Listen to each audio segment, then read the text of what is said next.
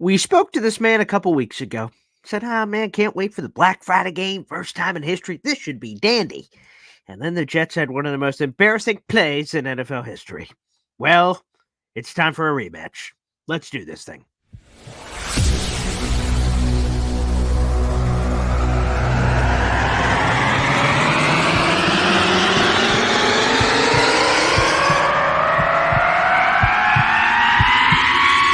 Zoinks! It is unequivocally the Super Bowl for New York Jet fans. Field Yates, baby. Field gosh darn Yates. Let's bring him on the show. Come on, people. Connor Rogers is joining the show. What's up, Connor? But Trevor gosh darn Sycamore, baby, for me, personally, my favorite New York Jet of all time. Wow, it's great to be on. What an intro that was right there. Paul, nobody does an intro like you, man. Paul, you give the best intro of literally any podcast that I've ever been. I'm gonna lose my gosh darn bananas.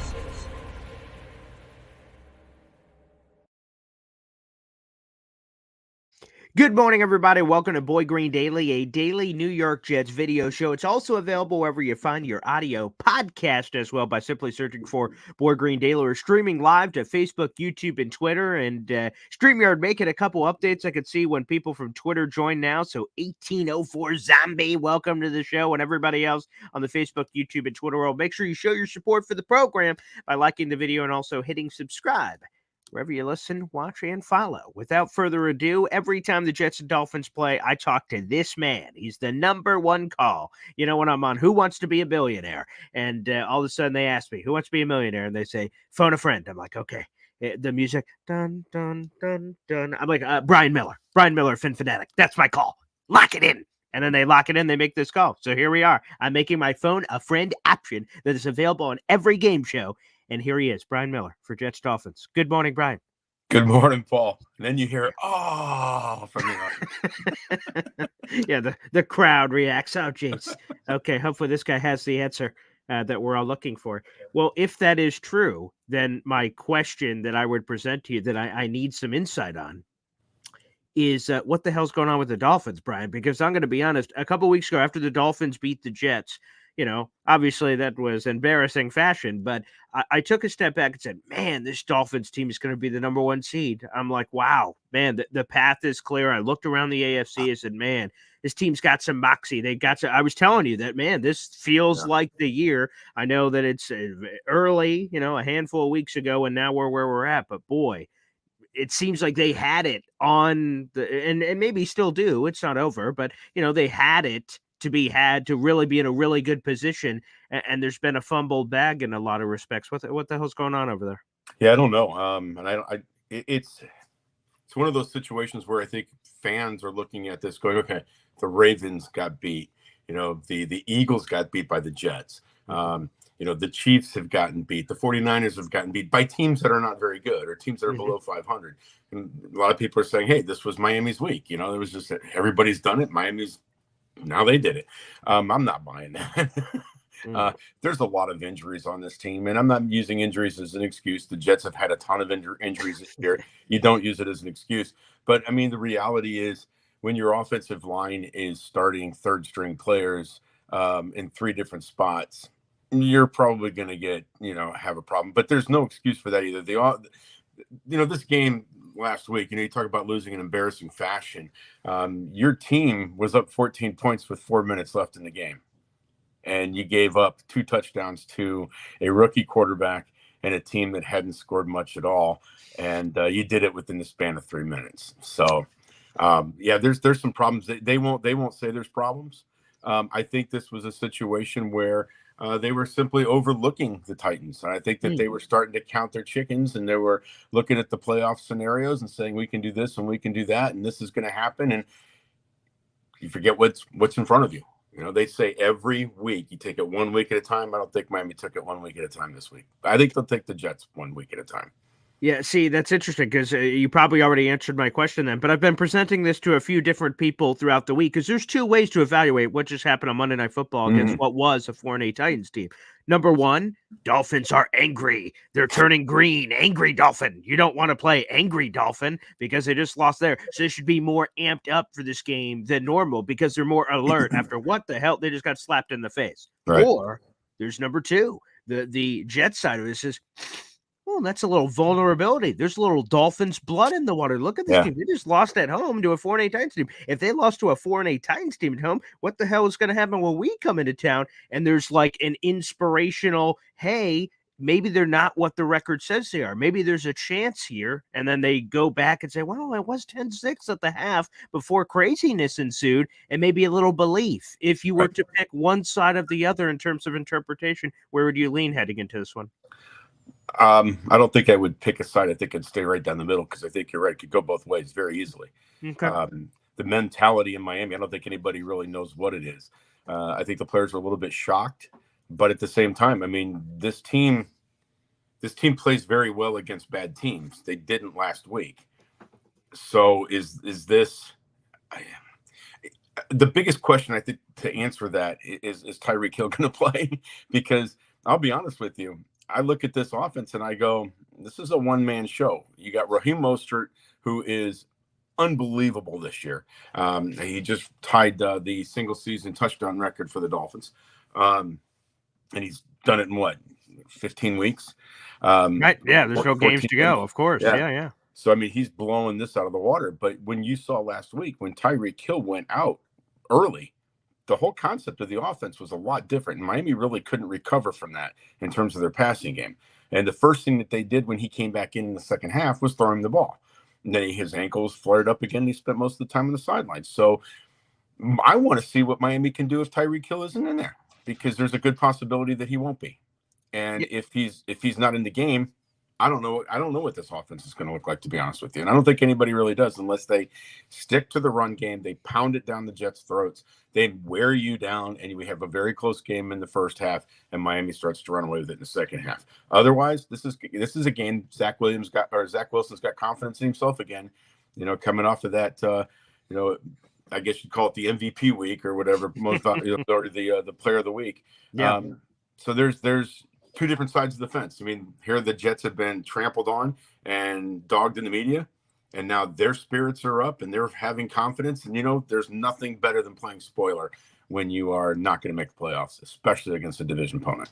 Yeah, let's ask about one of those injuries that came out this week. Connor Williams, the former Dallas Cowboy, he's out, so that leaves a gaping hole at center. But what happens, sir? Because I've heard some Dolphins fans squeaking that the next guy up may be a guy like Liam Eichenberg, but there's some injury issues there. So what the hell's the offensive line going to look like for Miami this week? I don't know. They're talking about putting Lester Cotton at center, training him or coaching him up at center a little bit. I don't know if Eichenberg's going to play. I think he will, but, to be honest with you, he's not exactly – if he plays, it's not, Connor Williams was one of the top-rated centers in the league this year, and losing him is bad for the Dolphins, but it's a lot worse for Connor Williams because this is his free agent year. Mm-hmm. The Dolphins aren't going to bring him back now. There was speculation he may not come back anyway because he's probably going to want more money. And now you're looking at coming off of an ACL tear. There's no way Miami's going to re-sign him into the offseason. So, nobody knows what's going to happen down the road. So it's very, very bad for him. They signed Matt Skura off of the street. Okay. Another guy as well. So I don't know what they're going to do at center, honestly. It's going to be very interesting, but I'll tell you right now, the Dolphins have had a lot of problems with the snap.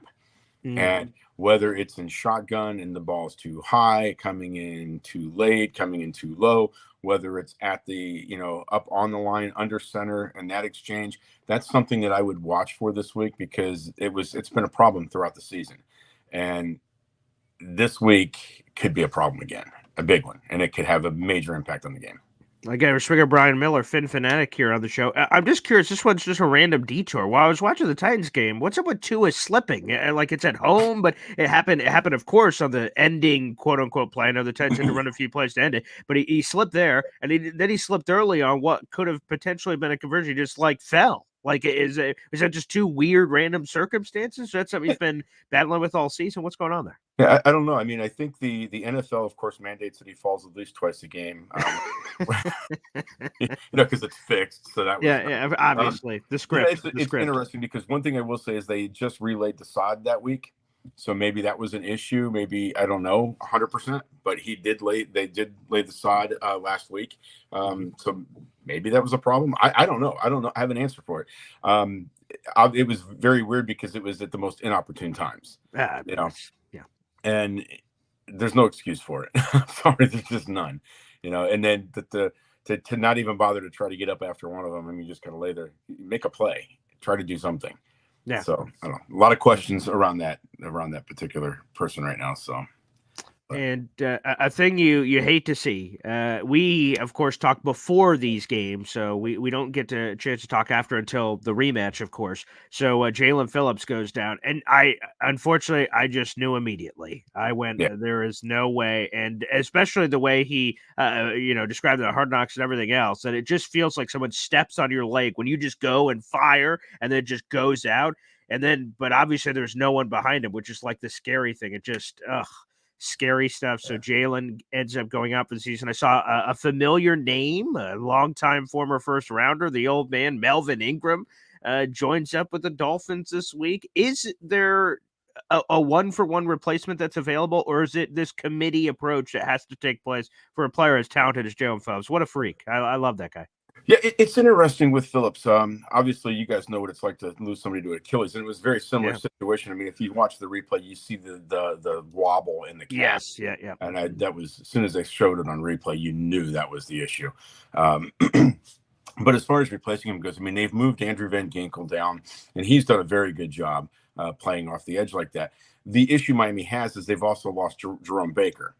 And losing Jerome Baker is a big problem in the middle of the linebacker unit. So now you're talking about moving Andrew Van Ginkel back to linebacker to fill that role, along with David Long and Duke Riley. So you've got a hole on the edge. So where are you putting Van Ginkel? You either moving back to linebacker where he's supposed to play, you stick him on the edge where he can play. You need to have other people there. So you've got a guy like Jason Pierre-Paul, you've got Melvin Ingram, you've got Emmanuel Ogbah still there. And you got to be able to rotate them because, none of those guys are three-down players anymore. And Ingram was with Miami last year, so he kind of knows what the Dolphins are doing. But it'll be interesting. And I think it works out well. I'm not too concerned about the edge because, I mean, if these guys go in and their job is to rush the quarterback and put pressure on Zach Wilson, okay, you're going to go in for one or two plays. I'm more concerned about like Breece Hall hitting the edge and those guys not being able to set it and trying to find somebody that can actually set that edge like Phillips did. And I don't think we've got that right now because Ogbah can't do it. Andrew Van Ginkel can, but it's going to be very interesting as to where they play him. And I don't know where they're going to play him yet. Let's go back to Tyreek Hill for a second. I only saw this because I'm a big fan of the Rich Eisen show, so I saw the clip. Apparently, Tyreek Hill, so he goes down, and it doesn't look good at all. Mm-hmm. And then I'm like, oh, God. And then he has the fired up, like, yeah! And I'm like, okay, all right, look at Tyreek Hill, baby. The adrenaline must be pumping there because he doesn't feel a thing. But he's standing on the sideline line. I'm like, oh, man, he's done. Again, I just hate seeing injuries, so he must be done for the night. And I hear apparently his wife texted him like at halftime or something, says, get your ass back out there. And I'm going to be honest, I am very familiar with the wife or significant other saying, my back, I don't know if I can pick that up. She's like, your ass better pick it up. Okay, wow, my back is healthy again. Okay, I will go pick that up immediately. So there was a relatability there between me and Tyreek on that. Yeah, very much so. I actually didn't hear that, but it wouldn't surprise me. I know that even before halftime, he was on the sidelines. He wanted to go back in. They wouldn't let him. The problem with Tyreek is he's a ball player, and he doesn't want to let an ankle injury because, I mean, realistically, if it's a sprain, what damage are you really going to do to your ankle? Yeah, you're not going to break it. Yeah, it's pain. Right. Yeah. It's pain. It hurts, and it's probably one of the worst pains you can have, especially for somebody who runs like that and his entire life is speed. So you get out there, I mean, you might be able to go through one play, maybe two plays, and be underneath that pain. And you're not really going to get a shot. They're not going to give you a cortisone shot and go, oh, okay, guess what? I feel great for this game. It hurts, and it's stabbing pain that goes all the way up your leg. So that's what he's fighting through. And kudos to him for doing it, but that's you got to sit down. Yeah. You're needed in 4 weeks. Right. You're not needed this week. This pursuit for 2000 is done. I'm sorry, it's done. If he makes it now, I will be shocked because he needs 114 yards average per game the rest of the season. And yes, I understand there's 4 games left, and he does put over 100 yards. But you know what? You're sidelined. Okay, you blew a tire. Have a seat, wait for it to get fixed because 3 weeks from now, 4 weeks from now, you're looking at playing in the postseason. Of course. If things go right. Yeah. You're going to do more good for us then than you are, no offense, against the Jets in this week. So skip it. You got to find another way to win. If you can't win without Tyreek Hill, and this was my argument this week, is your offense sputtered. Your offense looked like garbage without Tyreek Hill in there. Don't tell me that Tua Tagovailoa is the MVP. If you can't lift your team without your number one wide receiver, your number one wide receiver who's getting all the accolades out there might be the MVP. Yeah, fair enough, and that's a good comp. Now, this may not be a 1-for-1 that I'm about to explain, but my dad is a diehard Dallas Cowboys fan, so I heard it all the time with Michael Irvin, where Cowboys teammate said he is the greatest teammate I've ever had. But boy, if he was on the other side, he'd be an annoying son of a beep. So I ask you this, because like I said, it's not 1-for-1. Mike McDaniel on the outside seems like a quirky, weird guy. I'm like, who the hell is this guy? He's got the shoes, and then he has the pants rolled up mid calf. What's going on there? And so I'm like, who is this guy? This offensive wizard and things. But is it this quirky, weird thing from the outside, but inside there's like almost hey, that's like my brother. Like, well, whatever weird quirks he has, he's our guy, and that he does have this weird kind of offensive wizardry to him that kind of just works inside the building, but outside it just seems odd. What is the Mike McDaniel experience like? I've never met him, honestly, but I have talked to a lot of people that have. I think this is the first coach in maybe 17 years that I haven't actually met. Wow. And had some interaction with. Sure. Even on a small part. I mean, I met Adam Gase twice, but it wasn't one-on-one where I sat down and talked to him like I did with Flores or Cameron and those kind of guys, where I had an opportunity to interact a little bit with them. So Mike McDaniel, I've had no interaction with at all. But from everybody that I've talked to, people that I trust implicitly, Sure. that have talked to him, he's exactly like that off the field. Exactly. I mean, what you see on Hard Knocks, what you see on the sidelines walking around like that is who this guy is off the field. And I'm not talking about Dolphins fans. I'm talking about people that knew him when he was with San Francisco all the way back to Washington. So this is something, this is a guy that's never really changed. Authentic. Okay. He's very, I mean, and again, this is No, I understand. purely based on other people telling me stuff, but there's an authenticity to him that is very rare, and he doesn't really have an ego. So I mean, if you've noticed, he doesn't have. There's no ego to bruise. He takes things personally because he takes it as his responsibility. But yeah, all that quirky stuff that he does that you see on Hard Knocks and everything else, my understanding is that is exactly what he did in practices. All the time. So it's not a front. It's not a show. Hey, let me do this for the media because everybody's hyped up. I'm sure in a little bit of a way, there's probably some showmanship in there because he finds it funny and cute. But, from what I talked to a guy that ran into him at his grocery store. Wow. Like, those canned goods. Gotta, woohoo. So, wow. I will say, again, speaking to that being true, again, if that really is him with all the quirkiness, then there is nothing better to sell to your team than this authentic self. That's something they can buy in no matter what your thing is. Again, if you do predominantly have a showmanship where you kind of turn on a light, and then when you're off, like the grocery store, you turn that off in your whatever yourself is, and then people see the difference like, oh, wow, fake. right. That NFL players can smell that kind of BS. Oh, phenomenal. That Mike McDaniel, coming from all those San Francisco trees, seems like he's the real deal. So I asked you this a couple weeks ago, and you were very hesitant. Other Dolphins people were more willing to drink the Kool-Aid, like, hey, let's party. I asked you, man, is this the year for the Dolphins. Obviously, I don't have to tell you, it's been a long time since the Dolphins have won a playoff game, but the path and obviously with that, obviously no significant run because you had to win one to win multiple. Like, I ask you again, even though things look a little less great than it did, I guess, back then, do you still feel like there is the year to be had here for the Miami Dolphins, especially how the rest of the AFC looks? Like, outside of Baltimore has been fantastic. I mean, even they have squeaked by and dodged a couple bullets Matrix style. The rest of the AFC looks gettable. It's not like there's just one 49ers team on the AFC side. Yeah, there isn't. I think when you look at the AFC, this is anybody's year. And I think that's probably even more disheartening for Jets fans to hear because there's a whole different world. You know, if Rodgers is playing, there's a whole different situation. Mm-hmm. You know, you can mask a lot of things with a good quarterback. And you get exposed a lot when you don't have one. But this year is very interesting because Kansas City Chiefs aren't dominating. The Bills aren't dominating. But yet every single one of those teams has the possibility and the ability to go out and beat the heck out of anybody. I mean, we saw what Buffalo squeaked by Kansas City, but they played a very physical game last week. And I think this is for the Dolphins to answer your question.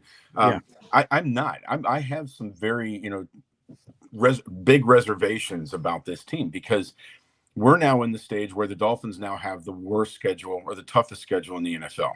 You know, we've got the Jets this week, and then we've got Dallas, we've got the Ravens, and we've got Buffalo. All right. If Miami doesn't beat the Jets, phone it in. You're not beating the Cowboys and you're not beating the Ravens. And the Bills are coming to town. You know, if the Bills beat the Cowboys, they've got a cakewalk schedule after Dallas this week. It's not, we're talking teams like San Diego. I can't remember who the other one is. Of course, Miami's not a cakewalk, but you know, it's a game where if you're one game out of the division and you're going to Hard Rock Stadium to play Miami the last week of the season, knowing that you have the tiebreaker already. Here it is, by the way. So this is the Bills' Final Four. So they have Cowboys and then the Chargers, who just lost. What was that score yesterday? Like 63-14 or something? Jesus. For AFC West. And then Patriots. Patriots is the other one as well. So so it's not a hard schedule for them at all. Definitely not. After Dallas and Miami are going to be tough, but the two in between. So if you look at this week from Miami.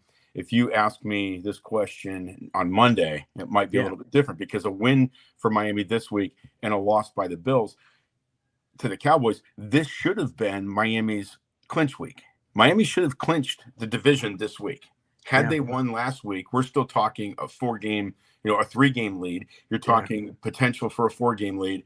So there's, this was clinch week right here. This was you walk in, you've got a 4-game lead potentially, and it's over. You've got it. Now there's no room for error. You have to beat New York.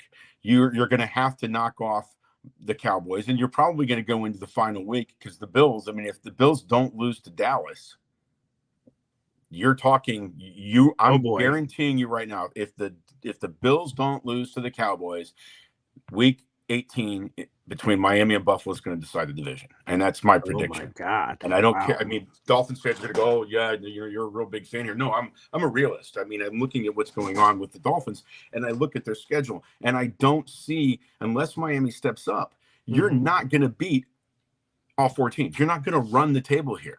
So if you're not playing better football than what you've played against the Tennessee Titans and the Oakland Raiders or the Las Vegas Raiders, throughout the year, and you haven't beaten teams, you've lost teams to teams like the Chiefs and the Eagles and the Bills already. They're tough teams, and I understand it. And I don't buy that whole you can't beat anybody with a winning record. You play somebody with a winning record that's really good, the Jets, the Eagles, the Bills, and the Chiefs, you're going to lose. That's fine. I mean, they played them tough, but you had an opportunity and you blew it. You left that.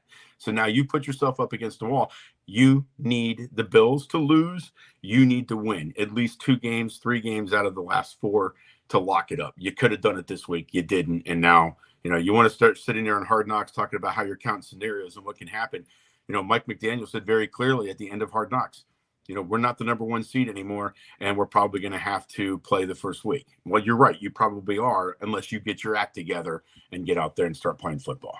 All right, let's wrap it up with this. Jets, Dolphins, the rematch. Again, the first one was very close. Tim Boyle, good times, who's no longer on the team. But it was 10-6. The Jets just picked off 2, and they went, let's try a Hail Mary. What's the worst that could happen? Apparently a pick six. And then, of course, the entire game changes. The wind's out of the sails. The Jets are in a suspension of disbelief through that second half. Like, did that really just happen back there? Oh, wait, we just lost. So I ask you now, especially with that on the background there, is we have Jets Dolphins rematch this time in Miami, where Miami just lost to Tennessee. So what is your crystal ball prediction for this rematch? Oh, I always hate these. I think I told you the last time that we spoke that I figured the Dolphins and the Jets would split. Yes, you did. Mm-hmm. And I was expecting it to be a split the other way. Now, when you talk about Tim Boyle and all those guys, I'm sorry, this is going to be a close game, and I think this is going to be a close game in the fourth quarter, not like it was. I don't think the Dolphins are going to run away with this. Mm-hmm. There's too many injuries right now, too many question marks. You potentially could have a new center. You've got another guard that's going to be out. We don't know if Javon Holland's going to play. We don't know if Xavier Howard's going to play. We don't know if Tyreek's going to play. Teron Armstead's may not play. We're not talking. There's good Lord, a big group of people that may not play this week. And if they do play, some of these guys, Xavier Howard does not play strong when he's hurt. Mm-hmm. So that's going to be a question. And he can get burned when he's not playing 100%.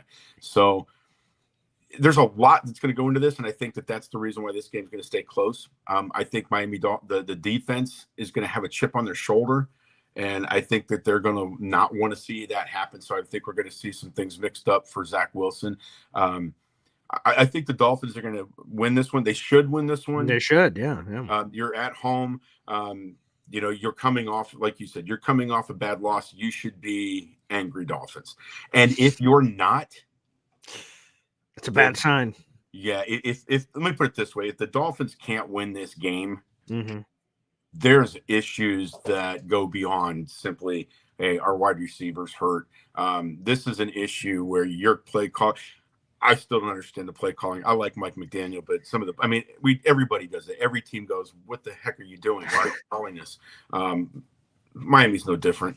So I really think that this is going to come down to, the turnover battle, like it always is, field position. It's going to be a typical smash mouth football game between the Dolphins and the Jets.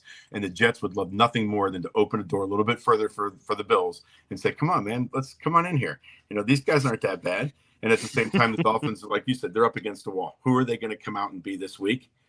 That's going to determine this game. And I want to see it. I want to see how they respond from the adversity that they went through last week.